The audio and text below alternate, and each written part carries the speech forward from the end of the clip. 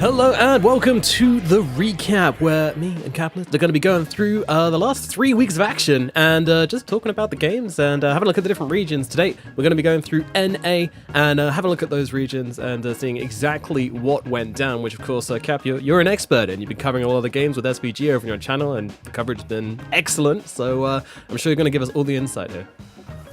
Thank you. Yeah, it's North America has always kind of been a bit of a boring region in the past, just because it's like, okay, it's people like to talk about it's a one-team region because EG keeps on going to the finals, and then TSM goes to a finals. Okay, maybe it's a two-team region, but then again, EG sucked. But the truth has been is that most of the time, when it comes to the inter-regional play, it's just about 3 teams, right? It's about Evil Geniuses, it's about TSM, it's about Quincy Crew. And if one of those teams is underperforming, then it becomes a whole lot more boring.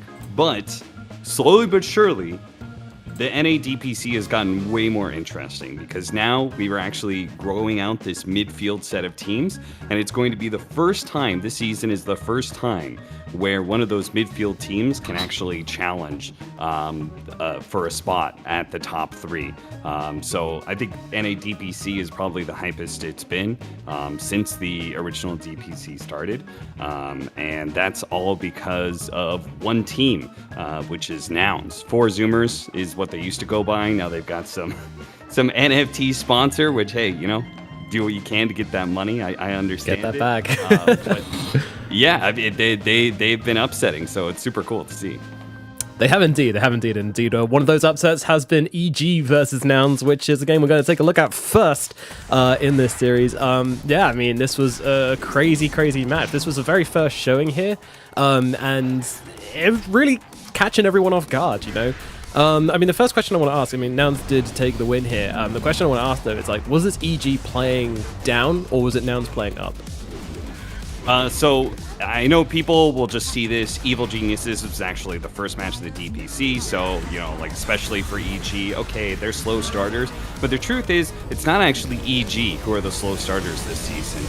It's TSM who are the team underperforming. I think EG actually played, maybe not to their highest level, and I'm sure they would definitely make that argument. But I don't think that EG necessarily played so terrible that this is a free win for Nouns. I think Nouns actually had to work for it quite a bit, and Nouns showed that they were actually a contender for sure. I think that there's a lot of things about some of the clips you're going to be seeing here from this Game 1 victory. I think this was Nouns just kind of running away with it. And when we were watching this, it was like, okay, Nouns got the free win, or they got the Game 1 win, but can they close out the series? Especially considering that this Game 1 got a little spicy at some time. But there, at some point we go into Game 2 and it's just an utter slaughter. Evil Genius just run it back, and it's like, oh no, Nouns isn't going to be able to actually compete with this. But they actually proved otherwise. They really showed that they had the will to be able to stay in the game, and I think that actually showed in some of their other series as well. All around, I think that this team is. I think Z-Freak is having a pretty nice time. He was really popping off on some of his heroes in the match against Wildcard. I think Gunner's just kind of doing what Gunner does. He's basically playing a 3 position out of the mid lane, and that does allow, and is really perfect for Moo, who is a very greedy style offlaner. He's almost like a carry style offlaner like Amar. So if that is sort of in fashion right now, Nouns is actually very well set up to this meta. It feels very natural for them, I think, because they have Costabile and Moo who are carrying through the games, and Gunner's just allowed to run around and make things happen. Yeah, it's definitely in fashion. Another one of the teams we're going to look at today is doing the same thing. It really just come down to how much impact can you make with how little you have, and that used to be the offlaner's job, and now we're seeing teams switch that up. Absolutely, and Nouns are doing a great job of that. We won't be seeing game number 2, but this first game was it was a marathon. It really was, and an absolute pleasure to watch as Nouns here trying to take the high ground, going for it, and trying to finish it off. And I believe they do in this moment, catching out the Wisdo with the Gleipnir pick. I mean, Gleipnir, I think that was a Gleipnir on the DK, was it? Was it Gleipnir? Yeah, Oh no, I it's the think Monkey so. Kings. It's the Monkey Kings Gleipnir. Oh, okay. Yeah. Either way, the Dragonite is a hero that I do want to talk about because Mm-hmm. I think it's one of the strongest heroes for North America, NA typically being a little bit of a slower region, a little bit more farm intensive. This Dragonite from the Fireball Shard that we've seen over the last year and how it accelerates his farm, but also the Aghanim Scepter, the Black Dragon he gets. I think this Dragonite going late game, it feels so powerful, and it works well to Gunner's strength also because it's still a run-around playmaking hero that you don't necessarily feel super good about going on, and that kind of fits Gunner because he almost has like a suicidal playstyle. That's always been kind of my biggest complaint about him is that he doesn't play to scale as much as sometimes I would want him to. Yeah. But this Dragonite, especially with when you control the game, Aghanim Scepters get dropped from Roshan. You know, like that. Yeah. That is actually so good. So game 2 was a stomp, right? EG just run away with it. And game 3, it did not start well for Nouns either. And it was looking like EG was just going to run it back and get it like a 1-2 stomp, basically. Okay, Yeah. they dropped a game, but then they were going to stomp Nouns right back and prove they were the better team. And that's what we're going to kind of be watching here in the first bit anyway. Yeah, I mean, Nightfall just absolutely kicking off on this Underlord. Like, this was looking like one of those Underlord games, which you watch it and you're just like, yeah, all right. Like, you're not killing this guy. He's running down your lanes. You know, he's killing your heroes. There's nothing you can do about it. I believe he gets an ultra kill at some point in this game as well. Like, it's just ridiculous how in control he is. But Nouns, you know that, and this is more impressive than 2 stomps, I would say. Like, losing the early game, holding it together, you know, retaining that confidence, and then turning it around in the mid game on the 3rd game of the series against EG. I mean, that is impressive to me. That is really impressive to me. So full credit to Nouns for this because this is ridiculous. And yeah, this fight here is where Nightfall really kind of shows us everything he's made of as he just comes in and starts butchering the Nouns heroes.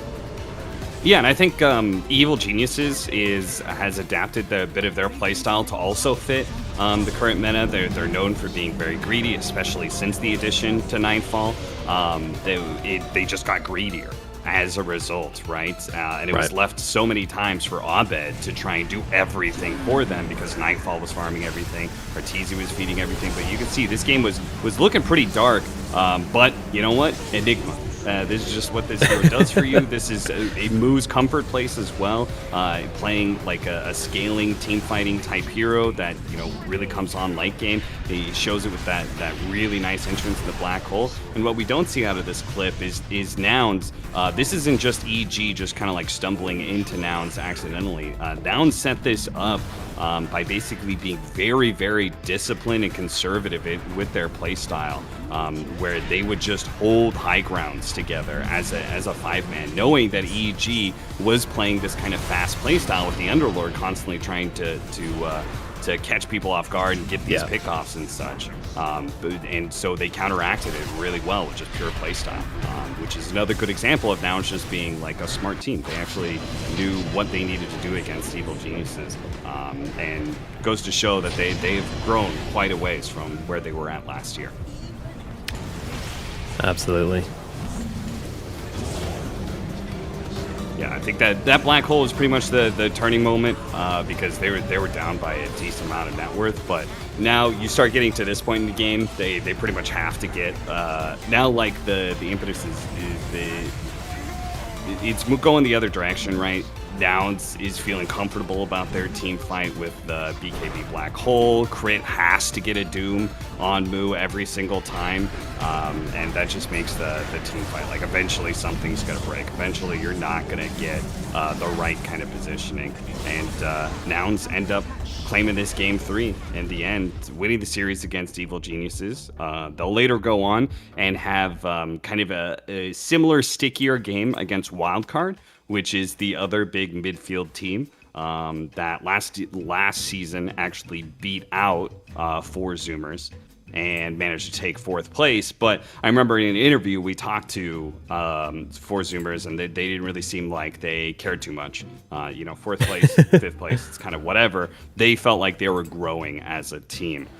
So the fact that they've now beat Evil Geniuses and Wildcard, as long as they clear out the rest of the field, they're actually looking at being able to get a pretty solid 2nd or 3rd place. And if they can manage to upset Quincy Crew, which is unlikely, who look very strong right now, or TSM, which is actually the team that is really underperforming right now, they could actually claim 2nd place and go to the major.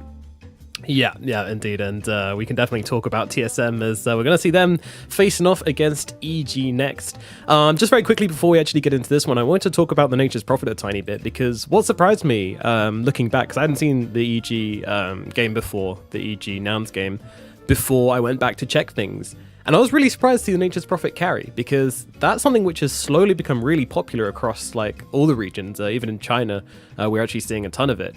And I was surprised to see Nouns like clicking up on that so quickly, because it's not common to see the middle running teams grabbing onto a new meta pick such as Nature's Prophet in the position 1 like that this early on. So they were really ahead of the game with that one. Yeah, I think one of the things about NA is that it is very lane focused. And so Nature's Prophet kind of naturally slots in whatever it is meta, whenever it is like a meta carry. I think it fits in very well with North America because it's a hero that you really just don't lose lanes with very well. And I think it's a similar thing why EG looks so good when they play Razor and they have Nightfall play it. It fits in his skill set of kind of wanting to be sort of a secondary carry on the team. And it's also a lane dominator, which Evil Geniuses is really well known for. And one of the things that kind of happens in this series right here with TSM. Yeah, absolutely. So let's get into our second series, which of course EG versus TSM.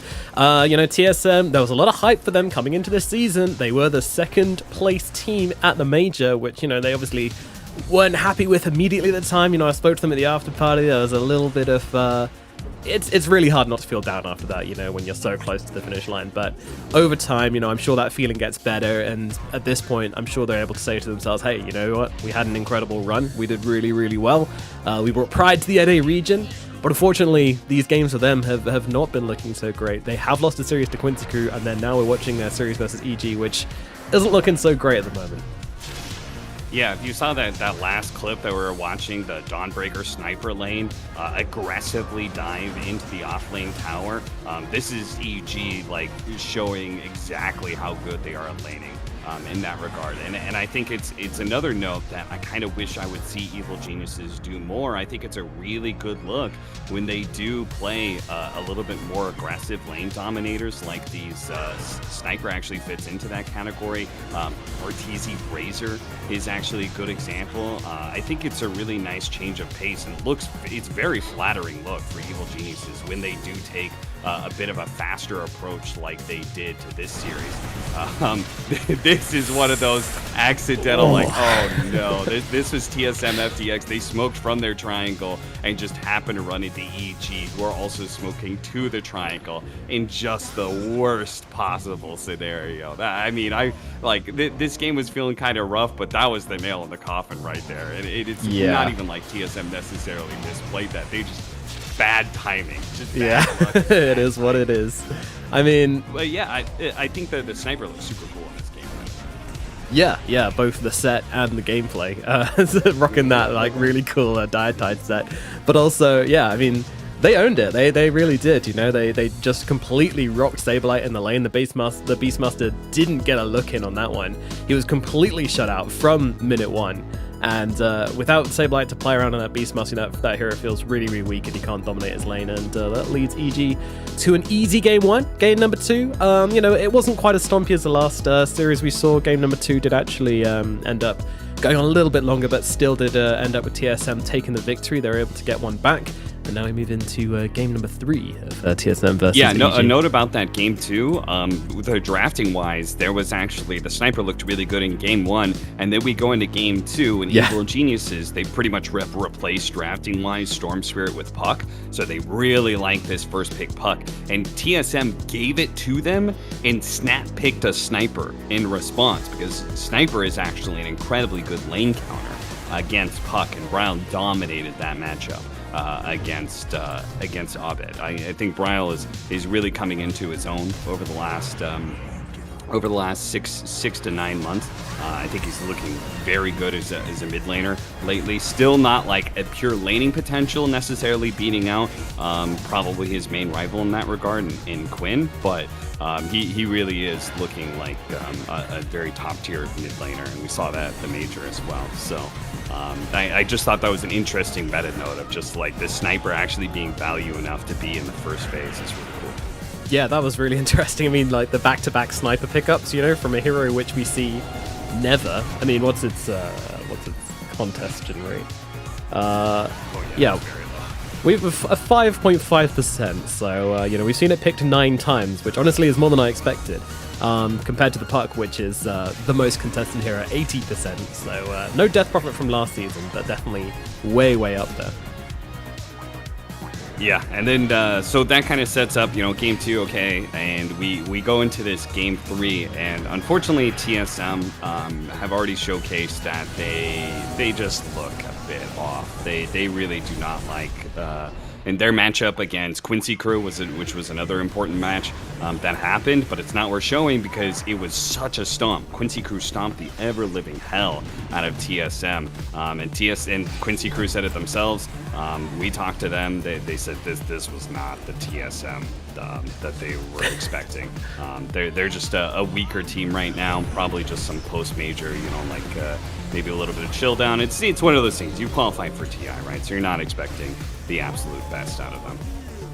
Yeah, and there's another team which is definitely ticking that box later on in LGD, which we'll be talking about later on. But yeah, TSM not firing all cylinders. I mean, this game 2 kind of looked okay for them, just a nice outdraft. But yeah, this game 3, I mean, this was a really close game, to be fair. Like, I would say out of all the, I've like watched through a ton of series, looked through the stats of a ton of series as well. And out of all of them, I'd say this is probably up there with the closest individual game. Was this one, because it was just hanging on a knife's edge, and it just kind of ends up flipping over at the last minute. But as you can see, TSM, they were finding their pace at some point here. These were some nice fights coming out from them. Sableye with the TP out, and then jump back in with a Dawnbreaker, who we've been seeing a ton of, rising in popularity a lot. You like this hero? I think this is one of the most valuable heroes to pick as a tool in the draft. I think this hero is very powerful, but most notably, she is incredibly versatile. You can play her in 4 or 5 roles. I'm not sure necessarily about mid lane, but you definitely run her as a carry or off lane, and either one of the support positions. So I think as an early pickup in the draft, I think it's an incredible tool because it just gives you versatility that helps to be able to combat the overall last pick. You can actually pick all 5 of your heroes and still maintain that versatility and where everything's going to go. I think that's a really nice tool to have because last pick is such a powerful tool right now. Yeah, it really is. Those heroes which just make your drafting life so much easier and feel good to play is the sweet spot you want to be in. That is first pick material for sure. As again, TSM taking some fights and making it spicy. One thing about this game as well is that Arteezy had a really horrible start. We saw in a couple of clips earlier on. He didn't really come into the game until later on, but man, does he come into this game when he starts going. And this is Troll Warlord as well, like another weird hero for him. Is that his secret? Just pick Sniper and Troll Warlord, throw it back a few patches?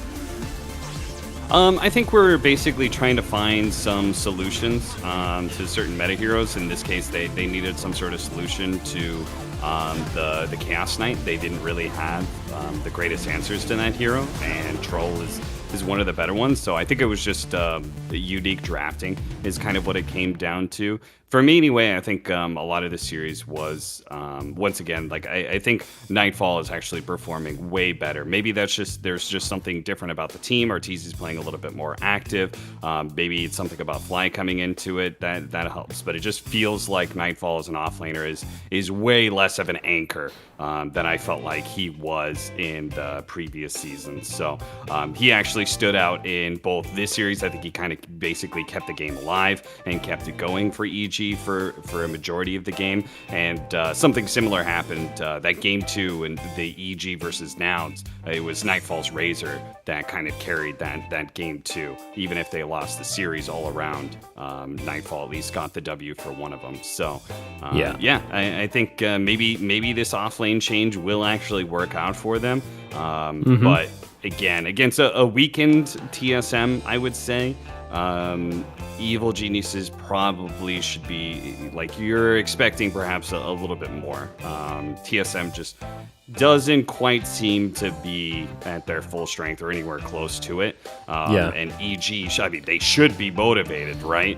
Because they still need to be able to prove themselves. And if they can, especially with TSM being lower on the scale right now, there is a strong possibility that if these NA teams, one or two of them, actually does well at the major, then you may be seeing 3 or 4. If there is even a possibility of 5 NA teams. Whoa, no, all right. I'm not betting on that, obviously, but I think at least 2, maybe 3 teams are going to get straight up invited to TI, and then there's the possibility of somebody outside of the top 3 then being able to go in through the qualifier spot. Not to mention the last chance qualifier that there is as well. Yeah. There's also, the month-long TI where, like, how many teams? Like 30 teams going or something crazy like that? Actually, only 5 teams at TI Cup? NA sucks, dude. At least 10. That's still true. Yeah. China are going to be there with like 12 teams at TI. It's going to be ridiculous. All right. Well, based upon all of that, then we can see how the standings are looking. And as we have been saying, it is looking interesting in NA because TSM are not where you would expect them to be. And it is, in fact, Nouns and Quincy Crew who are the big winners at the moment. Yeah, those two are undefeated. As we talked about earlier, Nouns has beaten Wildcard and EG. The bottom 2 teams, they're like free wins basically. The focus on NA, the bottom tier of NA is still very bad. If people don't know about this, like basically the 7th, 8th teams in NA are way below everybody else. But why NA is more exciting this season is the fact that it's not just the top 3 and everybody else. It's now the top 3. There's now Nouns who are fighting for top 3. I think Wildcard is a decent contender, and the Cut were actually looking pretty decent last year. We'll see how their new roster and their new addition of Rogix, who I'm a big fan of, and see how he performs with this lineup, and maybe we can have another contender to sort of that 4th, 5th place area. Yeah, maybe start baiting Gaven to extend another region the way of another slot the way of this region. Could it happen next year? They gotta actually we need more than one North American team to be able to perform at an international event. That's the problem. Yeah. EG sucked, but TSM did it. It's like you gotta have both at the same time if you ever want to make that argument. Yeah, absolutely true. What games should we be looking out for then for the following weeks then? Because, we've got a bunch of stuff on the cards. I think, obviously, I'll take the obvious one, I'll go for EG versus Quincy Crew, which will be the very last matchup, but, that's a kind of a gimme, we all know that one's going to be hype, but which ones do you think are going to be surprisingly close? I actually think that Quincy Crew versus Nouns is probably, for me anyway, more exciting to watch than EG versus Quincy Crew, just because I think it'll be the best test for Nouns so far. Quincy Crew looks like the best NA team currently, though that EG versus Quincy Crew might get interesting just because EG being able to play at the end of this season, obviously they're both new-ish teams and they're both growing, so we're actually going to be able to kind of see two NA powerhouses hopefully at their final form in some way before maybe both of them go to the majors. So that will definitely be an interesting one. But I'm looking forward to Quincy Crew versus Nouns, TSM versus Nouns, and I also think the wildcard series could be potentially interesting. Their matchup against Quincy Crew, as well as their matchup against TSM, especially if TSM don't really start recovering. It could be that maybe there's multiple teams, maybe it's not just Nouns, because wildcard did not look bad in their series against Nouns either. They took a game off of Nouns, they looked all right.